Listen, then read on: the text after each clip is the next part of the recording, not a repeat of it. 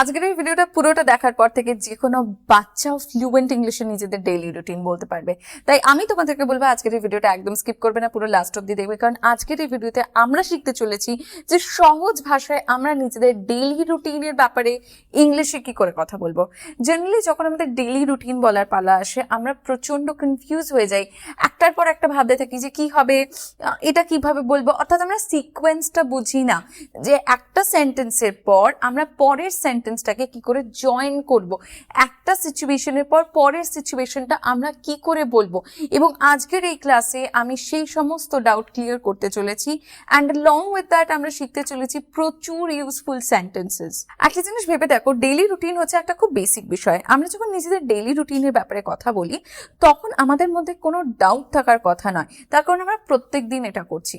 Daily রুটিনের ব্যাপারে যখন আমরা কথা বলি আমরা সেন্টেন্সেসগুলো মেক করি সিম্পল প্রেজেন্ট টেন্স দিয়ে। কারণ দেখো, সিম্পল প্রেজেন্ট টেন্স যখন আমি তোমাদের শিখিয়েছিলাম আমি বলে দিয়েছিলাম যে আমরা প্রতিনিয়ত যে কাজগুলো করি, অর্থাৎ যে কাজটা আমরা প্রত্যেকটা বার রিপিট করছি, যেটা আমাদের হ্যাবিট, সেটার ব্যাপারে কথা বলার জন্য আমরা সিম্পল প্রেজেন্ট টেন্স ব্যবহার করি।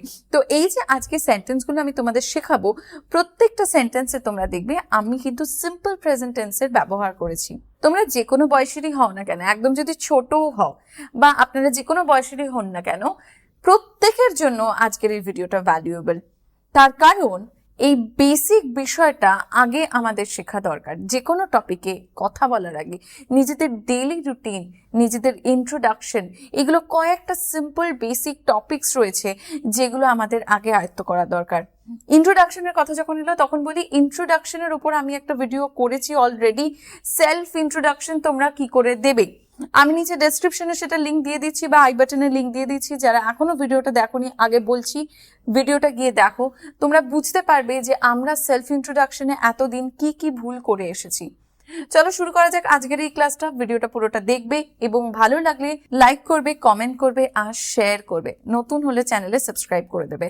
আমরা নিজেরা শেখার পাশাপাশি আমরা আজকে বাচ্চাদেরকে নিয়েও পাশে বসে এই ক্লাসটা দেখতে পারি, কারণ জেনারেলি তাদের জন্যই বিশেষ করে এই ক্লাসটা খুব ইম্পর্টেন্ট।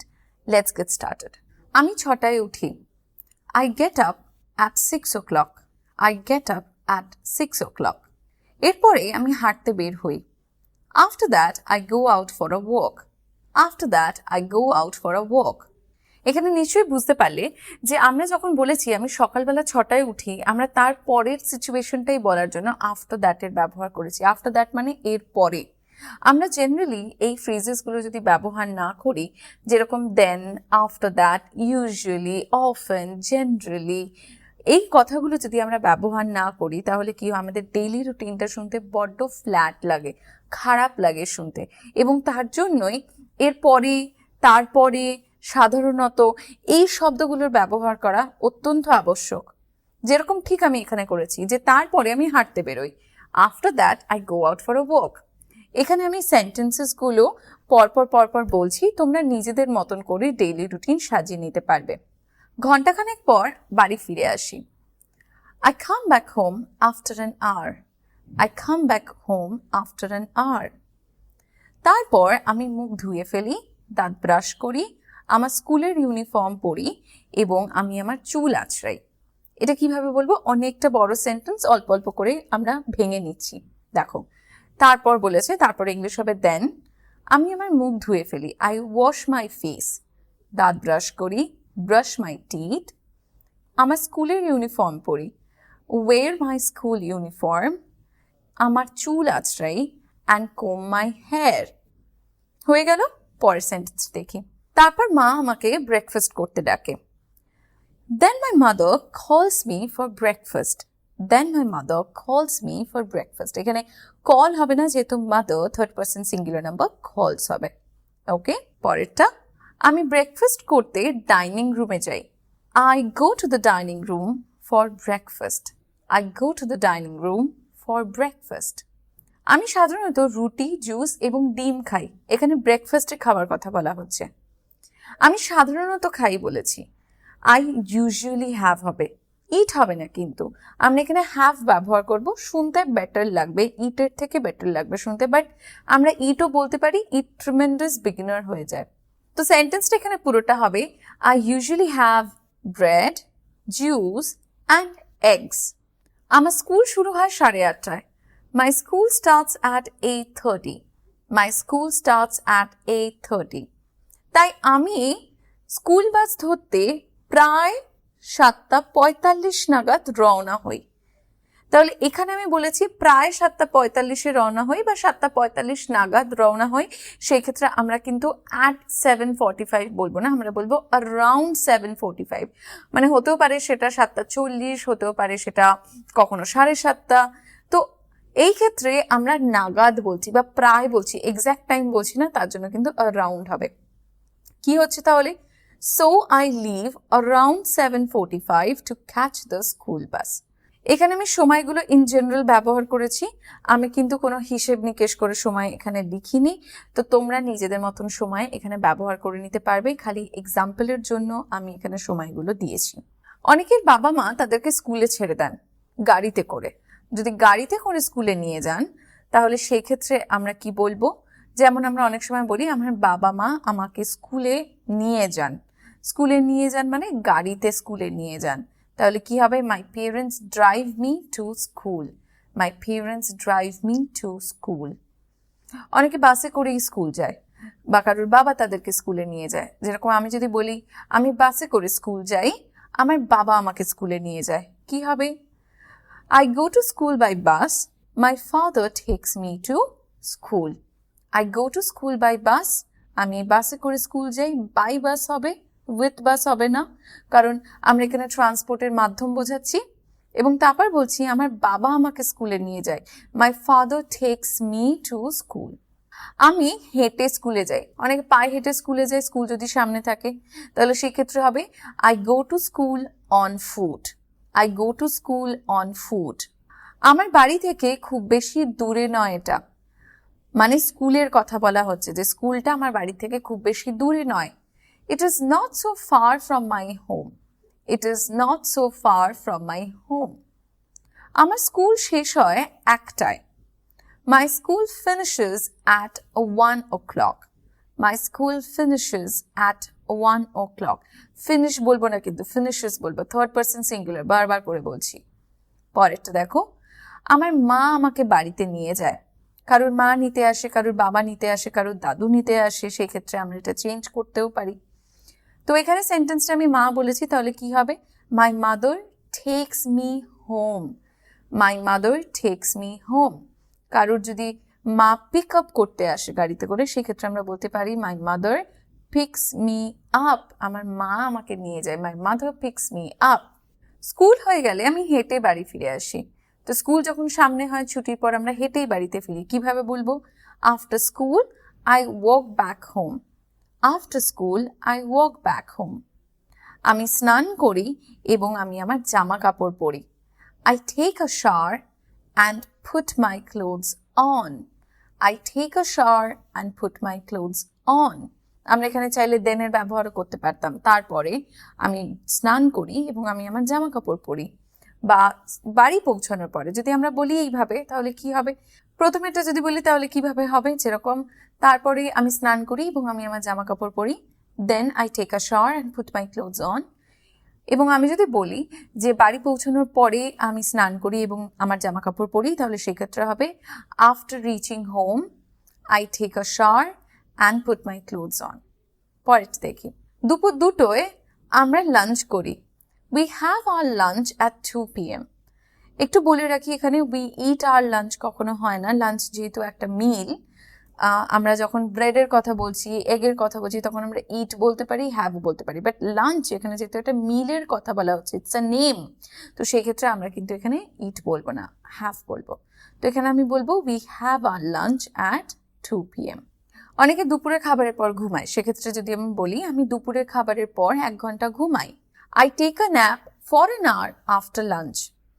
অর্থাৎ আমি লাঞ্চের পরে 1 ঘন্টা একটা ছোট্ট ঘুম ঘুমাই। ছোট্ট ঘুমের ক্ষেত্রে আমরা ন্যাপের ব্যবহার করব। তাহলে কি বললাম? I take a nap for an hour after lunch. কেউ 1/2 ঘন্টা ঘুমায়, সেক্ষেত্রে বলবে I take a nap for half an hour after lunch. আমি দুপুরের খাবারের পর ঘুমানো এড়িয়ে যাই বা আমি দুপুরের খাবারের পর ঘুমাই না, তাহলে এটা কিভাবে বলবো? I skip taking a nap after lunch.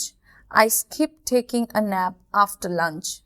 অনেকে দুপুরে বাড়িতে ফিরে কিন্তু স্কুলের হোমওয়ার্ক করে, সেই ক্ষেত্রে যদি এই সেন্টেন্সটা থাকে, আমি সাধারণত 3টে থেকে 5টা অবধি আমার বাড়ির কাজ করি, অর্থাৎ হোমওয়ার্ক করি বা স্কুল টাস্ক করি, তাহলে সেই ক্ষেত্রে কি হবে?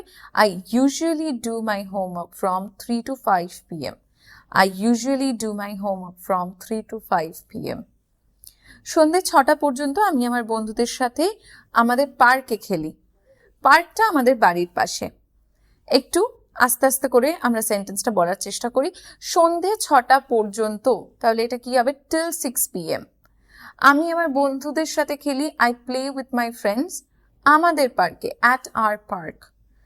পার্কটা বাড়ির পাশে, the park is beside our house. ওকে, বাড়ির পাশের জন্য আমরা beside এর ব্যবহার করেছি, বা আমরা এটাও বলতে পারতাম next to our house. next to R beside means the same, দুটোর মানে সমান। পরের সেন্টেন্সটা দেখো, মাঝে মধ্যে আমি ইনডোর গেমও খেলি বা টিভি দেখি। Some days I also play indoor games or watch TV. Some days I also play indoor games or watch TV. সন্ধ্যায় কিছু খাবার খাওয়ার পর আমি আর একটু পড়াশোনা করি। After having some evening snacks, বলছে সন্ধ্যার খাবার খাওয়ার পর। সন্ধ্যায় আমরা অল্প একটু খাই, আমরা জেনারেলি যেভাবে লাঞ্চ করি বা আমরা জেনারেলি যেভাবে ডিনার করি সেইভাবে কিন্তু আমরা সন্ধ্যাবেলায় খাই না, সন্ধ্যাবেলায় অল্প একটু টিফিন খাই, তো সেটাকে ইভিনিং স্ন্যাক বলা হয়। এবারে বলছে সন্ধ্যে ইভিনিং স্ন্যাকের পর, after having some evening snacks, আমি আরেকটু বেশি পড়াশোনা করি। I study a little bit more. I study a little bit more. বৃহস্পতিবার বিকেল 4টে থেকে 1 ঘন্টার জন্য আমার ক্রিকেট লেসন থাকে, মানে আমি ক্রিকেট শিখতে যাই। তো এটা কিভাবে বলবো? বৃহস্পতিবার বলেছে, একটা পার্টিকুলার দিনের কথা বলেছে এবং প্রত্যেক বৃহস্পতিবারের কথা বলেছে, তাহলে কি হবে? অন থার্সডেজ, বিকেল 4টে থেকে 1 ঘন্টার জন্য। এবার বিকেল বেলা, in the afternoon I have my cricket lessons from 4 o'clock for an hour. আরেকবার বলছি, on Thursdays in the afternoon I have my cricket lessons from 4 o'clock for an hour. তোমরা এখানে সেন্টেন্সগুলো বা টাইমিংসগুলো, অবজেক্টসগুলো নিজেদের হিসেবে চেঞ্জ করে নিতে পারবে। এক্সাম্পলের জন্য আমি কিন্তু এটা এইভাবে লিখেছি, আমি কিন্তু এখানে কোনো ফিক্সড ডেইলি রুটিনের কথা বলিনি বা লিখিনি। দেখতেই পাচ্ছ আমি এখানে অনেকগুলো অপশনস রেখেছি। প্রতি শনিবার সকালে আমার নাচের ক্লাস থাকে। এখানে নাচের ক্লাস না থেকে অনেকের শনিবার করে গিটার ক্লাস থাকতে পারে, কারোর গানের ক্লাস থাকতে পারে, কারোর ক্রিকেট লেসন থাকতে পারে, পিয়ানো লেসন থাকতে পারে, অন্য কিছু থাকতে পারে। তো এখানে আমি সেন্টেন্সটা এইভাবে বলবো, I have my dance classes, okay, not dance class. I have my dance classes every Saturday morning. সোমবার এবং বুধবার আমার প্রাইভেট টিউশন থাকে। তো এটা আমি কিভাবে বলবো? I have my private tuitions or I have my tuition classes on Mondays and Wednesdays. যদি কারোর সোম, বুধ, শুক্র থাকে সেক্ষেত্রে এভাবে হবে, I have my tuition classes on Mondays, Wednesdays and Fridays. বাবা এলে আমরা একসাথে ডিনার করি। এটা কিভাবে বলবো? মানে বাবা অফিস থেকে ফিরলে আমরা একসাথে ডিনার করি। When my father arrives, we have dinner together. Or when my father returns, we have dinner together. সাধারণত আমরা রাতের খাবার 9টার দিকে করি। Generally, we have dinner around 9 o'clock. সাধারণতর জন্য generally, আবার বলেছে 9টার দিকে, around 9 o'clock. Generally, we have dinner around 9 o'clock. এরপরে আমি আমার বাবাকে আমাদের বিছানা তৈরি করতে সাহায্য করি বা বিছানা গোছাতে সাহায্য করি। কি হবে? After that, I help my father to make our beds. বিছানা করাকে, রাতের বিছানা করাকে বা সকালে বিছানা করাকে, যেটাই হোক, বিছানা করার জন্য আমরা make our beds বলবো বা make beds, এই ফ্রেজটা ব্যবহার করব। তাহলে কি বলছি? After that, I help my father to make our beds. আমি গল্পের বইও পড়ি এবং আমার বাবা মায়ের সাথে খেলি। I also read story books and play with my parents. I also read storybooks and play with my parents. মাঝে মাঝে আমরা একসাথে সিনেমা দেখি। Sometimes we watch movies together. Sometimes we watch movies together. আমি রাত 11টায় ঘুমাতে যাই। I go to bed at 11 p.m. I go to bed at 11 p.m.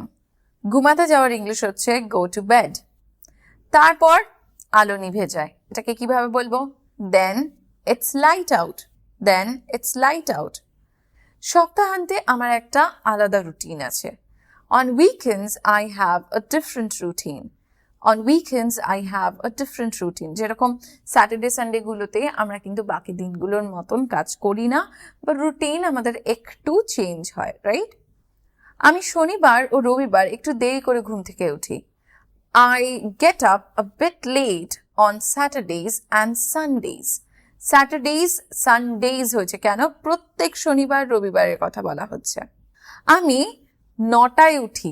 I get up at 9 o'clock. I get up at 9 o'clock. আমার বাবা সপ্তাহান্তে আমাদের সকালের breakfast করে দেয়।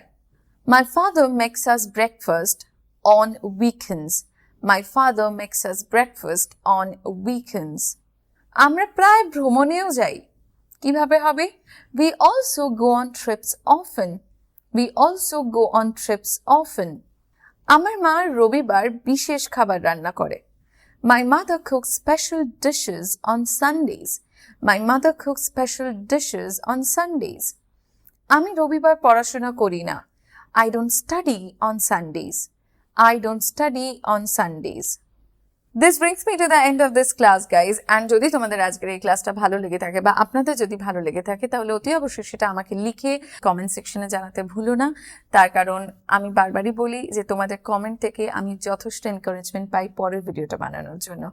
And I really need your blessings and support to grow more. I'll see you all again very soon at the next time. Stay connected and keep loving. Thank you so much.